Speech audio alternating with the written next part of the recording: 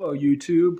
I just wanted to maybe make a quick video and tell my story. I'm a traumatic brain injury survivor. My name is Michael. I'm 39 years old, and I would just figured I would tell my story. Hopefully, it could help somebody who's either had a brain injury or somebody who knows someone who has and who's struggling. So I would just figured I would give it a chance. Like I said, my name is Michael. I'm 39 years old. When I was 11 years old, I was racing my BMX bicycle on a dirt track, like competing in races, and I had a protected, full face, padded motorcycle helmet on, and I went off of a dirt jump. And when I went off the jump, I landed on my front tire, and I fell off, and I hit my head, and the helmet cracked in half. And I had a intracerebral hematoma. It was a bleeding inside the right hemisphere of my brain. I was in a coma for 4 months, and from there, life took on new meaning. I slowly emerged from the coma. I had a tracheotomy in my throat. I had a feeding tube, and I also had like a thermometer in my brain because my brain swelled up so fast from the surgery. I had to go back and do another drug induced coma for another 6 weeks, and then by that time I was slowly emerging from a coma. I couldn't talk. My vocal cords were damaged from the tracheotomy. I couldn't eat because I had a feeding tube and my food hadn't processed any kind of food.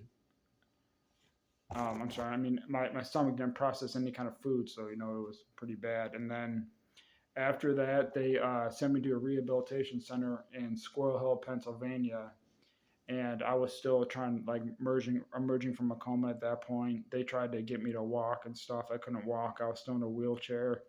I was vomiting. I was throwing up food that they were trying to give me when they took the feeding tube out. And slowly, about 6 months later, they discharged me, and I went home. And they sent me home in a wheelchair. And by this point, I was still sleeping probably about 18 hours a day. After when somebody has a head injury, sleeping is definitely needed for the recovery process. And then at that point, they sent me home in a wheelchair, and I couldn't walk. But I'm the type of person who has a lot of drive and determination. So if there's something that I know I can do it, I know I'll set my mind and I'll do whatever it takes to get it done. And I remember I was 12 years old. I was sitting in a wheelchair in my house. I'm like, this is kind of bull crap. I can walk. I was like, I've known I've walked before. So what I did is I was in my wheelchair. I would kind of like push myself up out of the chair, and I would try to gain my balance, but I would fall back. I'd push myself up, try to gain my balance, and then I'd fall back. And I did that probably a million times until the one time I was able to gain enough balance, and then I stood up. And then when I stood up, I tried taking steps. I probably fell about 1,000 times, hurt myself 1,000 times. I have left-sided hemiparesis from the brain injury. I wear a left AFO leg brace. This is what it looks like. It's as you can see, it just goes in my shoe. It supports my ankle right there and my knee up there because I do have hyperextension in my knee when I walk without my brace. I wear a hand splint. Like I said, I have left-sided hemiparesis from the brain injury. And from there on, I just started learning how to walk again, and I went try to go back to the school that I was enrolled in before I had the injury, and just really wasn't recovered enough to go back. So they sent me a teacher to do some homeschooling, and she did a really good job, getting me back to like in the swing of things. And then I went back to that school maybe about a year later and stayed there till I was in middle school, which was eighth grade. And then once I entered middle school, I went back to my hometown public school, and all of the kids that I was friends with before I had my injury kind of dumped me. They were really mean. They would call me hurtful names.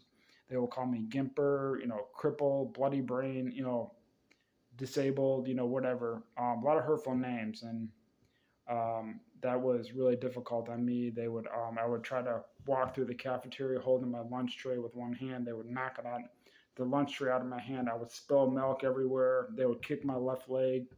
And then I went to Hudson High School, and I went to a completely new school district.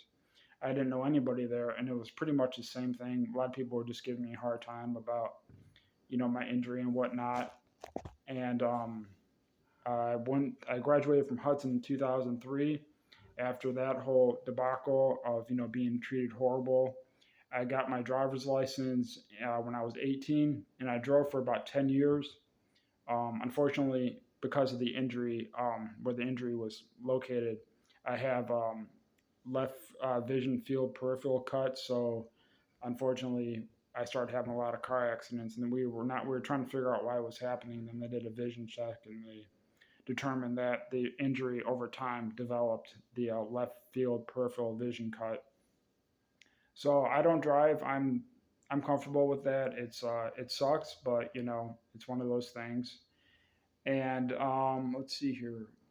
After high school was bad, I went to college. I went to Akron U for 3 years. I lived on campus, and that was probably the first time in my life where I felt free and felt equal. I was with a whole bunch of other college students just doing the same thing they were doing, hanging out. And then I graduated from college in 2008, and I have been on my own, living on my own since.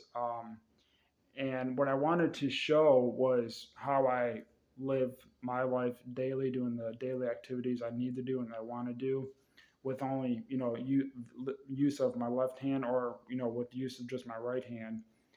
So there are a few things I wanted to show, and I would really like for you to watch my next videos. And if you like what you heard, or you like my videos, please give a thumbs up, a comment, or whatever, so I know what to make more content like this to try to help out as many people as I can.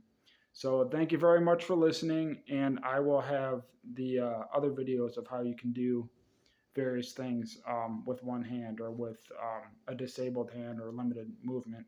So thank you very much, and I will post more videos as I can. Thank you.